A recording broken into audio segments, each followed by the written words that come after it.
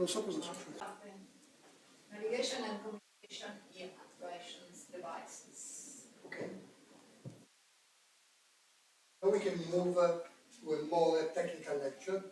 Basically, in the devices that we can use to measure the motion of the vehicle.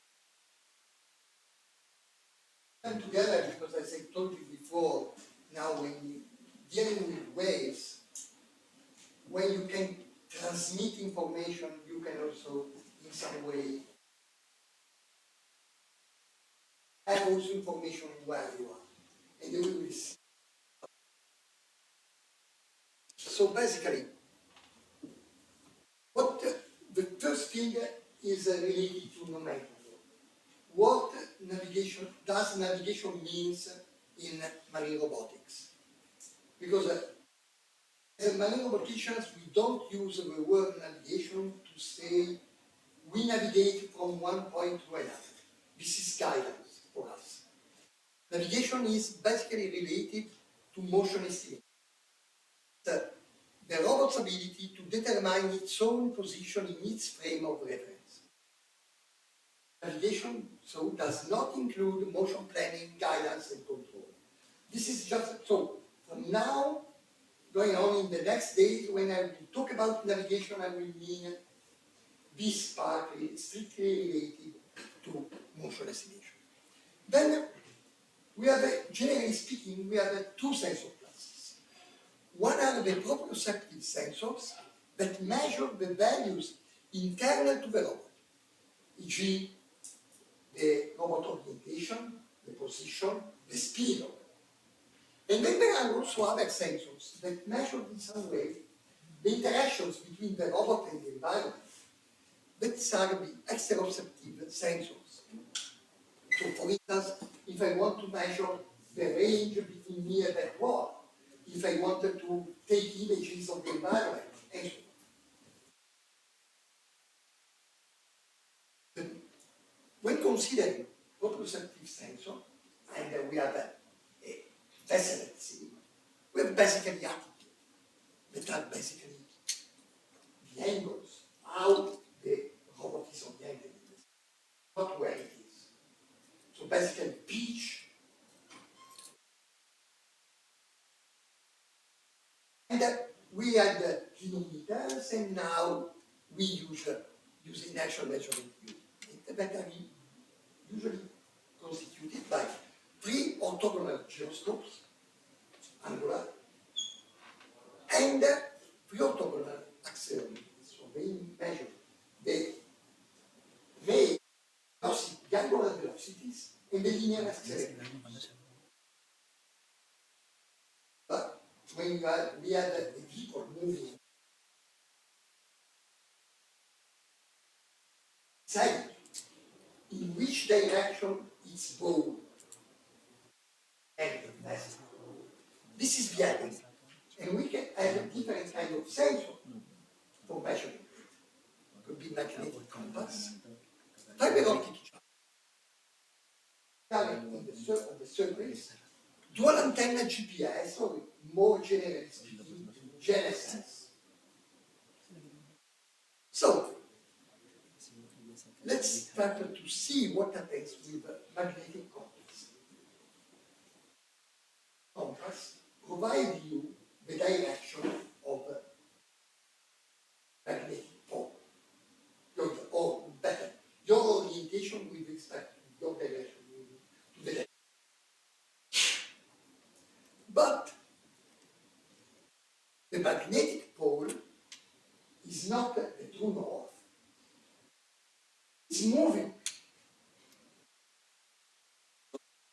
So, for instance, here you have the motion in that almost 150 years of the magnetic pole. And also, if you have in your proximity some huge mass of magnetic,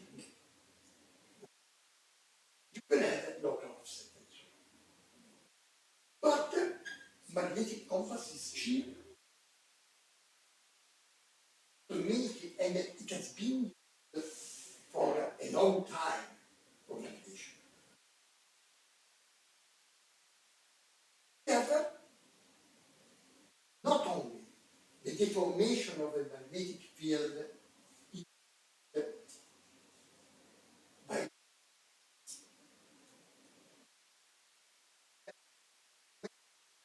the deformation of the magnetic field induced by the local environment.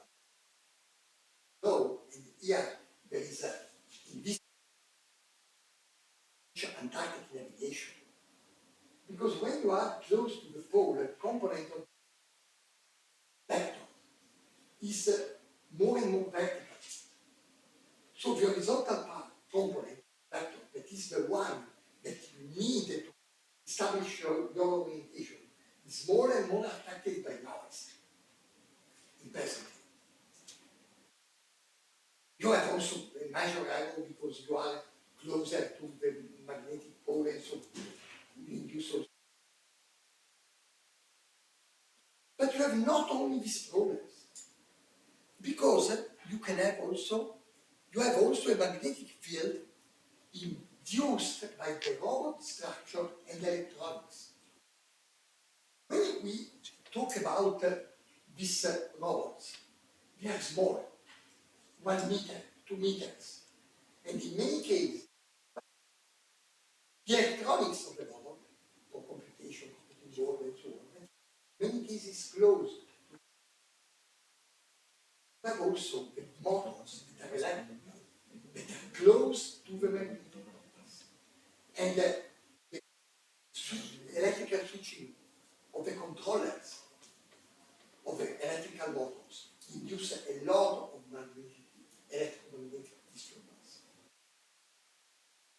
I showed you before the case of our catamaran following the other vehicle. This was a kind of rubber dinghy-like vehicle made of aluminum that was possible to use it by or driven by a human or as an autonomous vehicle. When inside this deck where there was all the electronics, the angle of the compass was completely different.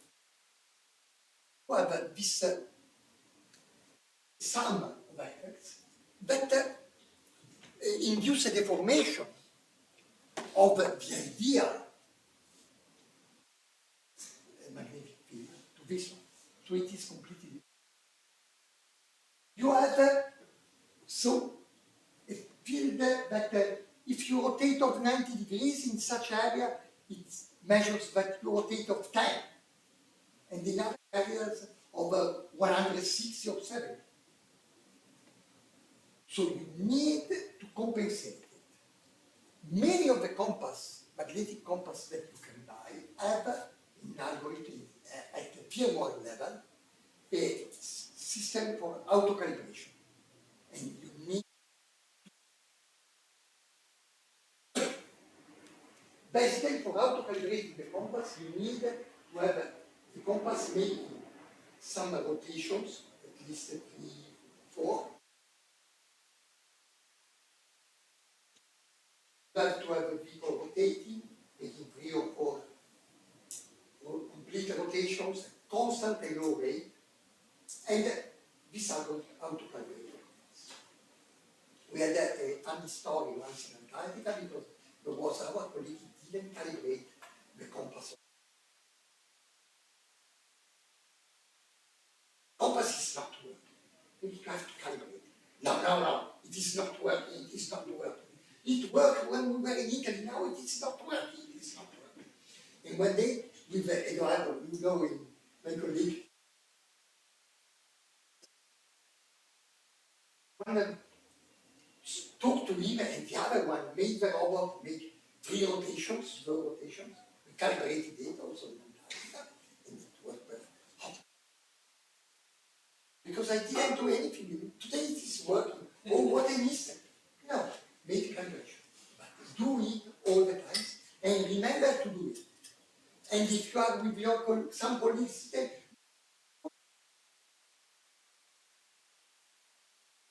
follow him, because otherwise you have to you lose all the job of the whole day. So take 10 minutes for doing that. You can, sorry? It is great if you don't change, for example, the period of the road.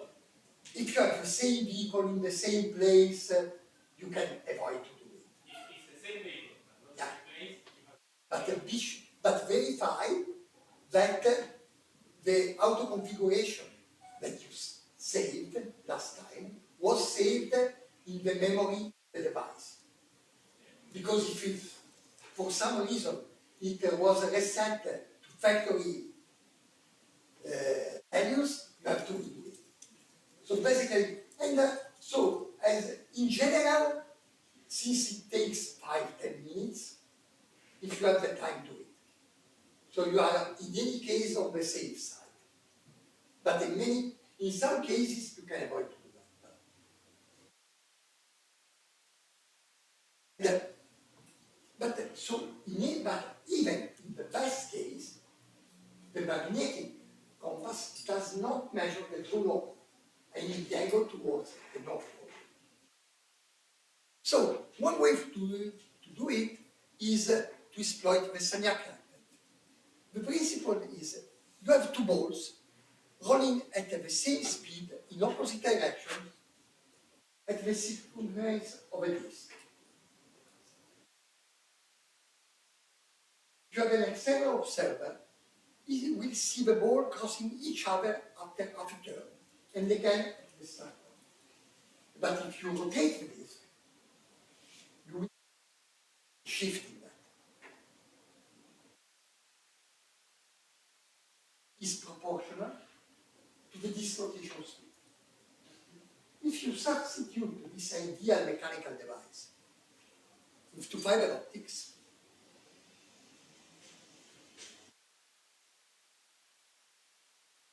you have two light beams traveling at the same speed along an optical fiber, injected from each end. So you have a phase shift between the two optical waves, and this gives a sense of rotation speed. Here you have a reference where you can find all the details. It's possible to make computations. And even in this case, in any case, the performance of these sensors degrade approaching the poles at high latitudes. But it is in any case, this sensor provides you a true north. But it measures the speed. So you need to initialize it, so it has a kind of putting together magnetic and so basically this kind of sensor needs a warm-up time to stabilize the estimate. And then, for instance, one we have, it is declared to be 1/200 degrees per minute, measured with a platform on a table, it was also 1/100. So, but in any case, you have a small shift. So you are measuring speed. Your rate, you are not measuring your orientation. So, for measuring ID, you have on one side the magnetic compass that does not measure true north, requires auto calibration, but it is cheap. And they can cost now with good performances, with MEMS technology, also less than 1,000 euros. Fiber optic gyro determine, warm up, very small drift,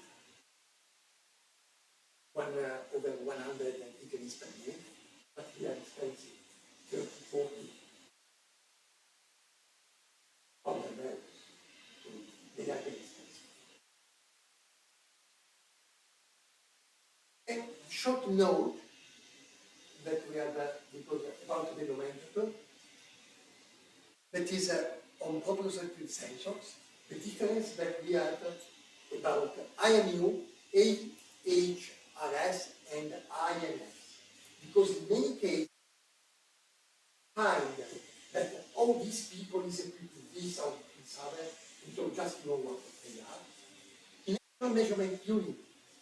is an electronic device that measures and reports the body's specific force, angular rate, and sometimes the orientation of the body, using a accelerometers, gyroscopes, and sometimes, so you have gyros, linear accelerometers, and sometimes attitude adding reference system. You have the three axis, and they can provide the attitude information. I mean the three angles of your pitch and roll. They can be defined also as magnetic, angular rate, and gravity sensors, and consist of solid state or microelectronic system, MEMS, gyroscopes, accelerometers, and magnetometers. And they are designed to replace mechanical gyroscopic size instruments. So basically, they integrate acceleration and angular rate measurements, linear acceleration and angular rate measurements, together with information provided by a magnetometer, and they are also quite basically also establish the data in what it is establish your picture. But also, in this case, you have not been too wrong. You know that the measurement for heading is given by a magnetometer. So the main difference between IMU and the attitude adding reference system is the addition of an onboard processing system can provide attitude and adding information. IMU provides only sensor data to an additional device that has to compute attitude and adding. Inertial navigation system uses motion sensors, rotation sensors, and a computer to calculate by data reckoning, and we will see later also what it is, position, the orientation, and the velocity, direction and speed of movement of a moving object, without the need of a standard device. In many cases, they are integrated with a barometric altimeter or depth sensors when you are underwater, and magnetic sensors, and or speed measuring devices. So basically, they establish the direction, and when you are going in that reckoning, we will see it later, means that if you have the orientation estimate its linear speed, you can integrate this information to have an estimate of the position of the wave. But when you have a surface people, you can use LSS. And now it is more better probably. We are used with GPS, but the GPS is basically a device better for better corrections. It is a NATO device, WAS and NATO device, so to have a better and a constellation of satellites. Now there are also other systems. There was the Russian one. There is one from China, and Galileo that is now developed by Europe. So there are a lot of them, and in any case, you can know the position. So if you mount two antennas on your cable at a certain distance, then have the position of the GPS and process the two GPS, one from the antenna, one antenna, and one from the other. And you can measure, if you know the range, you can have a good estimate of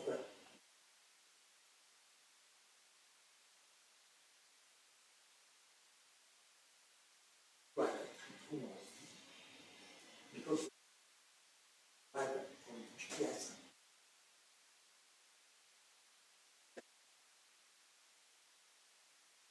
Of course, as much as it's longer, desire the range between the two antenna, your measurement, your estimate or computation of the angle improves.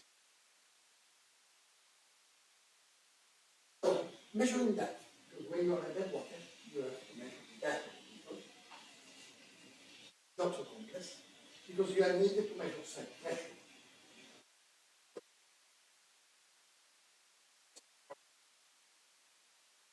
Expensive. You need to know the density of the water that is different in pressures of the water. So again, it is important to have CTD measurements. One thing that now it is electronics improved, but during the 90s and in any case, check it when you use a depth sensor is the number of bits you have in the converter from the analogic to the digital signal. The resolution of your sensor by the number of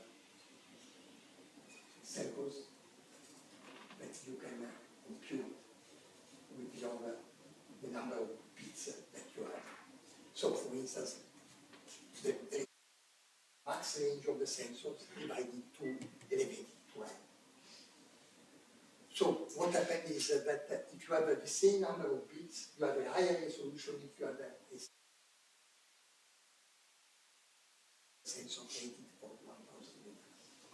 But this means also that, for instance, you have a centimeter precision for sensors from very low precision of some meters if you have a depth. Now probably the converters are bits, and something that at the beginning of my career I had to face. Cheap devices, you have to consider that. Then, we continue to say, okay, with GNSS we can measure the position. But how can you estimate the position? That's the thing that you wish. So if you have at some point, you can measure the range from this point. If these points are not aligned, you can estimate your position in the weather. Well, I have signal arriving from the satellite. It takes some time and there are a lot of effects that you can put together. But basically what you measure is the time of flight from the transmitter, let's say the satellite, and your device. So again, the measurement of time is crucial for navigation. Do you know when there was the stronger development in building clocks? During the 18th century in UK, because they used an accurate measurement of the time to establish longitude. Because you can easily detect when the sun is at the top. And if you have a clock that doesn't shift with respect to the noon in Greenwich, where there is zero, there was this canon that said, okay, now it is noon, and they synchronized all the clocks on board the ship that worked all around the world. So each day at noon, you establish checking which was the hour, the time indicated by your clock, you know your longitude. So time is crucial for navigation. The measurement of time is crucial for navigation. All this time is processed. Sorry? What is information? Is Yeah. in real time? Yes, this process in real time. Inside this device is available. Also because, okay, Bancroft algorithm skip all this formula, but if you consider, for instance, problem of triangulation from satellites, quite non-linear. But it is possible with some transformations of variable to reduce it to a linear problem and to have a quadratic least square estimate of some variables and then you transform them. So it is possible.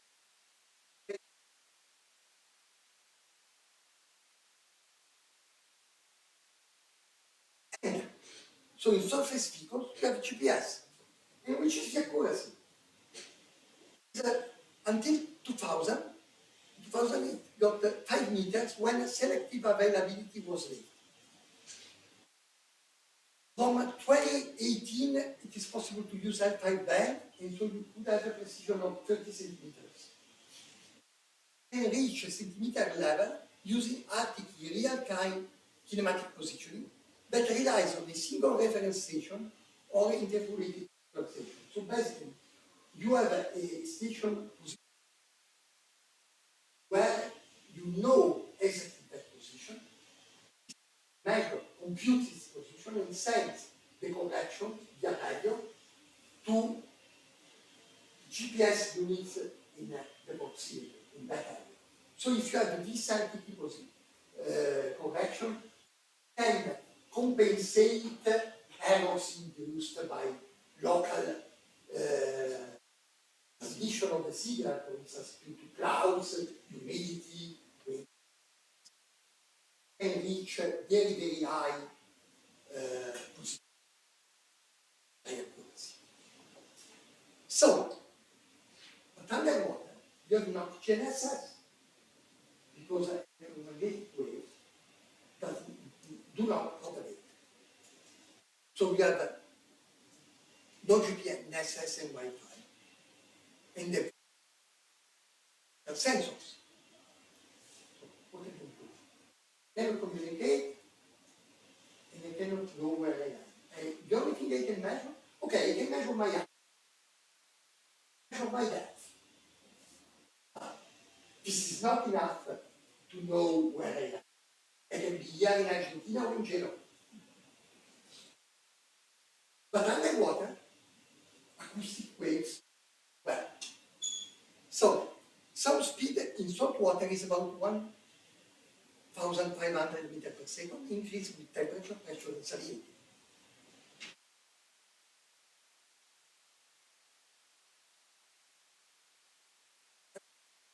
Navigation is affected by boundary interactions. So you have, when you have a wave propagating through two different means, you have an instant ray, normal, a part of reflection, part of refraction.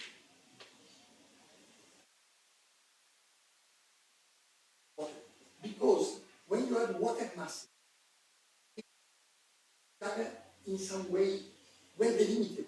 So you have this kind of surface of passing from one medium to another. It is always water, but temperature, salinity change in such a way that is quite fast. And so you have this discontinuity between water masses, and you have this effect. And of course, if you work in shallow water, you have also this effect with the sea bottom and the sea air interface. But we have acoustic waves. So what we can do is to build a polygon of acoustic transponders on the seabed. Long baseline acoustic position. How it works. Before we can consider something. Because we need to calibrate the long baseline.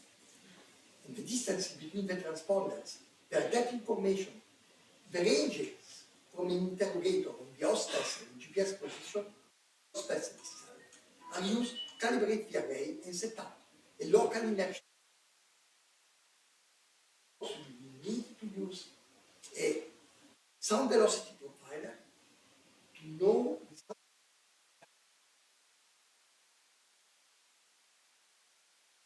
So basically, because you have all these transponders released, you have to interrogate. Usually what you do is to move with the surface vehicle, you know the position from GNSS of the surface. You interrogate the transponders, they answer you their depth, and you measure the range from them.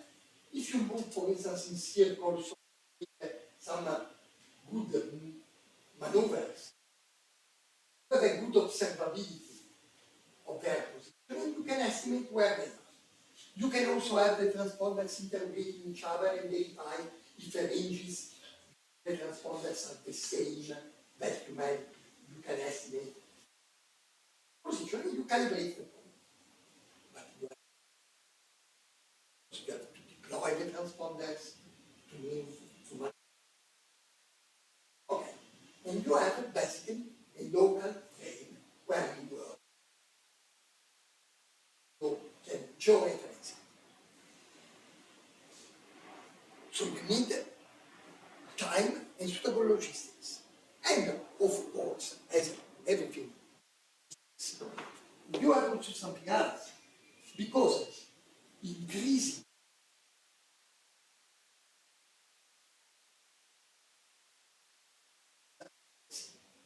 so, for instance, you have this table that at a very low frequency, you have a static accuracy of the order of some meters, but you can reach some kilometers of range. If you have a very high frequency, more than 200 kilohertz and so on, maximum range is lower than 100 meters, but the static devices could be of the order of 1,000. So, how it works? We have an interrogator that is mounted on the vehicle to be clear, and because you have more to compute the position, you need three, but if you have four of redundancy, transponders.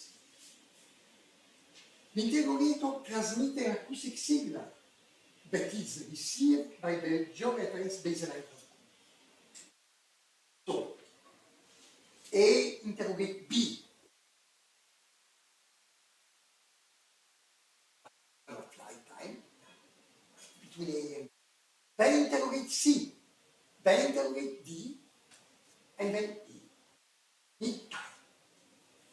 Because if you have a polygon of 3-4 kilometers, you need two signal to go there and then for coming back, and you need to have in your range for each transponder. And why you needed to wait this time? Because if each of us, of you, will start to ask to another of you, come ti chiami? Which is your name or something, and you do, and we won't understand anything. So you need to goes down and then interrogate the average. So you need a lot of this requires time and logistics. And so if you have to move to another location, you have to recover all the transponders and then to deploy them in another place and so on. But you have to have the polygon moving with the ship. So the solution is to say, okay, we build time on the ship out. So in some way it is connected, rigidly connected to the ship. Of course, to know where the vehicle is, we need to measure well the attitude of the ship. And the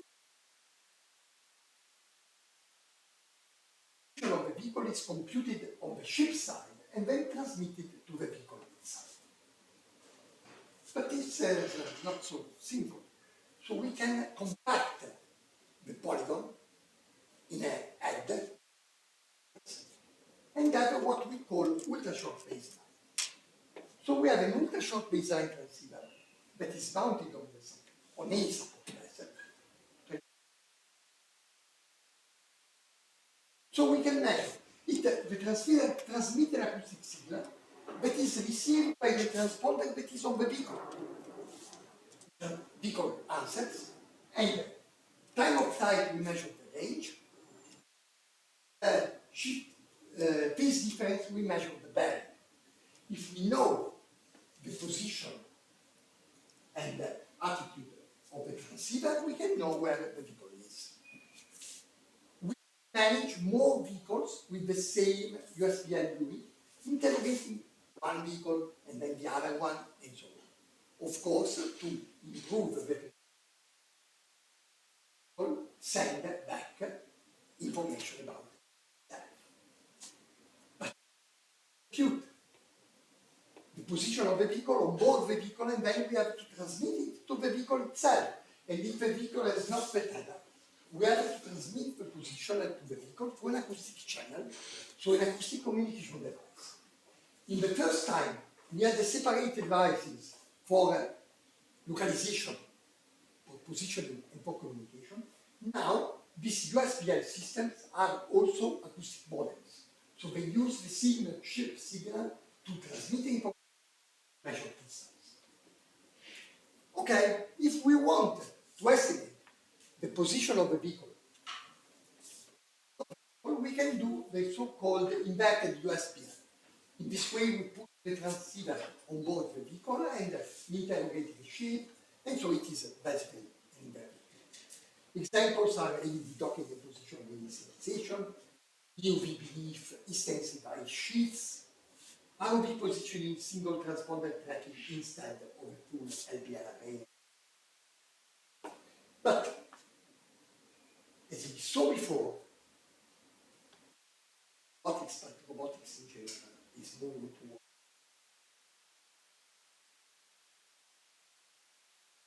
similar. So, if you have to interrogate transponders in sequence, it requires a lot of time. One possible solution is passive inverted ultra-short baseline, so each vehicle is equipped with a single acoustic vehicle that is itself. But the key point is to have a time-synchronized USBL array. We go back to the beginning of navigation with the clocks. If you have synchronized clocks on all your vehicles and device, you don't need two-way time. Know exactly at which time that signal was transmitted, and you are synchronized. So when you receive that signal, one way. So that's great. You can improve performance a lot.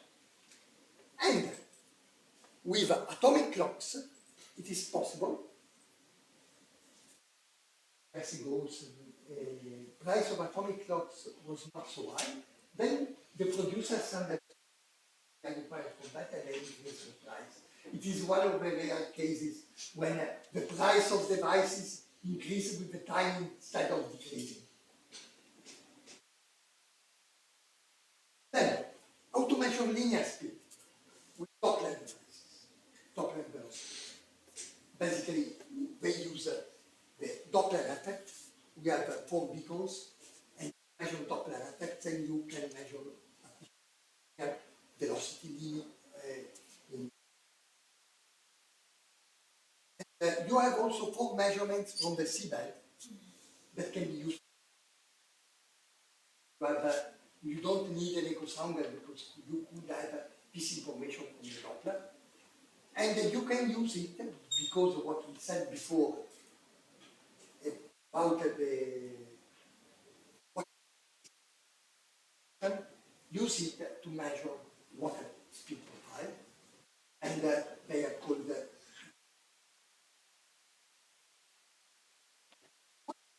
quite good in Doppler velocity logging is that the noise of the measurement is basically at 0. So it is very precise when you integrate this speed measurement to have a a range measure. That so-called deterrent. You do what I said before. Your position of your velocity, linear velocity, in the direction, according to the direction, you can estimate the position. Doing that, main source of error is the angle on the angle, the error on the angle. Because if you have an error of 3, 4 degrees, if you have the error in position, even if the integrated position, the error on that is almost 0, it is big because of the error. So it is quite important for long range and time navigation to have a very good eyes. What you can do also is to improve using one-way time travel single beacon navigation. So you have a kind of a single beacon transmitting at fixed time. It could be also at low frequency, so it could work for some kilometers. And when you receive it, you know the range from this beacon, and so you can correct your position at least in the direction from you and you can improve a lot the performance. This kind of sense. Also, if you have to work in a larger area, you can put single beacons along the path where you have to work and to do that. So, in this way, you can improve precision by constraining estimated lift and covariance. And what it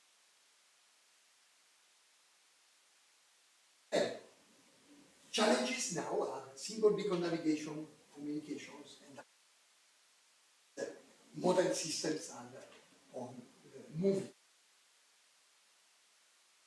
But this is expensive. You can build, you want to work on a vehicle rated 200 liters. It is not so expensive to build it. With few 10,000 euros, you can build it. But you want to have it as your reference with very high precision. Okay, in the case of our Europe ROVs, 10 years ago, position and orientation of the surface acoustic head of the USPI transceiver, dual antenna GPS, at that time 10,000 hours. Pitch and roll is included in USBL. And so with respect to the surface acoustic head, USBL, 30,000 hours. Fiber optic gyro, 40,000 hours. DVL, 30,000 hours. At the end, and 100,000 hours to know where the vehicle is. And the cost of the vehicle. Okay. External sensors for range, we usually use acoustics. Have this, you might, the acoustic wave is reflected or the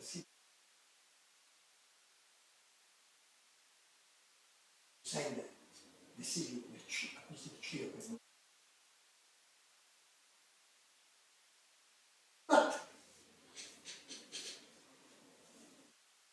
when you work with acoustics underwater, sometimes it is given by the phenomena that we mentioned before, reflection, diffraction. Storage, very interesting with the colleagues of the Instituto Superiore. He was the guy who built the Tritec ST200 device, and he was measuring, he put a acoustic source on the bottom, and he measured moving with the boat the signal received. All the times with varying position, the received signal went down. And when we were in another case, it was okay. But in a specific case, moment was, okay, we model this phenomenon, don't know anything about it. But remember that acoustic propagation is physics. So, because we verified that time, that it is not real. When you are in a place specific, you have all the times you have the same matter. It's physics. But in many cases, we model it as random. But we will see that if we are aware that it is very physics, so this information to understand something more about it.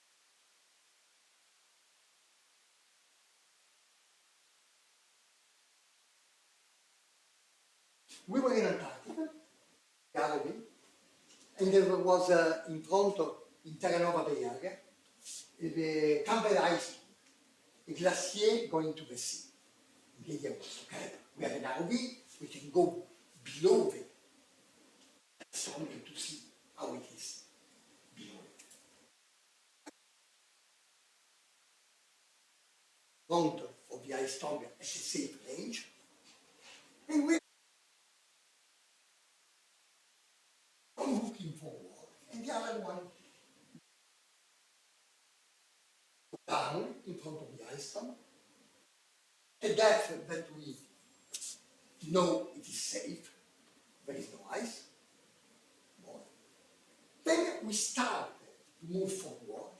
Certain point, via forward-looking sonar, we started to have echo, not from the sea surface, but from the bottom part of the ice storm. If we make some transects, we can have some first profiles of the ice, bottom part of the ice storm. Okay, great. They had from the sonar was the dashed one. And so my colleague saw basically the vehicle moving from the ice storm. So he continued to go forward, push forward, to say, okay, it's strange because we are moving further. The ice storm doesn't move, the boat doesn't move, maybe there is current underwater, I don't know. Go. He saw the ice wall in the camera and he was against the ice storm. I was not there, I came back before, but they logged all the data. And when they told me this story, oh, it's so strange. And with that, yes, give it that. I was lucky because before I worked for in the robot and with ultrasound. What happens if you have a very reflecting walls? The ice could be very reflecting. Let's see. We can have the problem of these devices was that when they on one echo, in some way they remained locked on that echo, even if they had more than one. Marcus built in this way, in such an adaptive way, the firmware.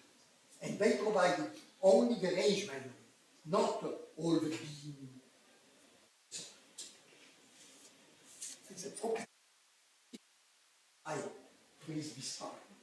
And I estimate, assuming that there is a direct echo, I obtain.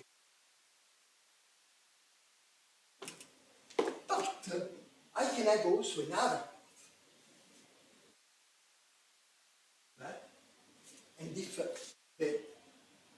the ice wall is inclined, this could be reflected towards the surface. Then we have two different means, water and air. It is reflected again and revealed. You adopt this model, because you have the depth, you know the depth, so you compute the range, assuming that the right, correct, the true part of the acoustic wave is this one. You obtain this continuous reconstructed signal, because that's physics. So, if you make some assumptions on acoustic propagation, you can use also multi-part and so on, and other this kind of measurements, get more information about the environment where you are working. Same with analyzed shallow water near coast exploration, but multiple reflections between the vehicle, the bottom, and the surface, and making kind of minimum range decision maker, assuming different hypotheses of multiple reflection. It was possible again to reconstruct the profile of the ice canopy and of the bottom from measurements that were.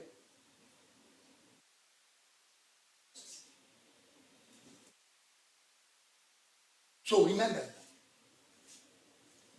that acoustics is not random when you have get a lot of information. Now, model sensors provide you all the beams. So you have to recognize the peaks and the ranges, but you have all the echo signal. And so you can have information about the first peak that is the right first action, but also from multiple parts. And this can be quite useful because, for instance, in this you can estimate your range from the bottom and from the top using only one sensor instead of two, avoiding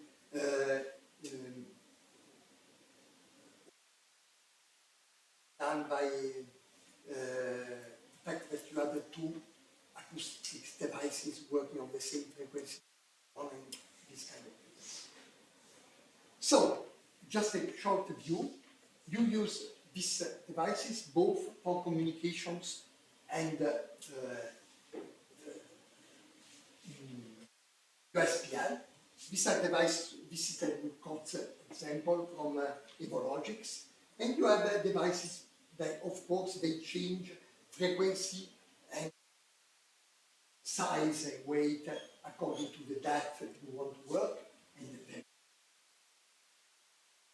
And you can finally search them for other components available on. Of course, the important thing is that if you have a long range, horizontal, vertical, long range transfers, the bandwidth is 6.9 kilobit per second, less than 1 byte per second. When cannot transfer images, basically. So if you need to transfer the video and so on, you need it. So just very fast for the actuation system, you have for warp speed, propellers and jets, for the steering mode, others, azimuth transfers. Basically, different devices you use for that, and also for station transfer configuration with possibility of pushing in all azimuth thrusters, and for the vertical motions, we can also use mass displacement planes. So, thank you very much for your attention. And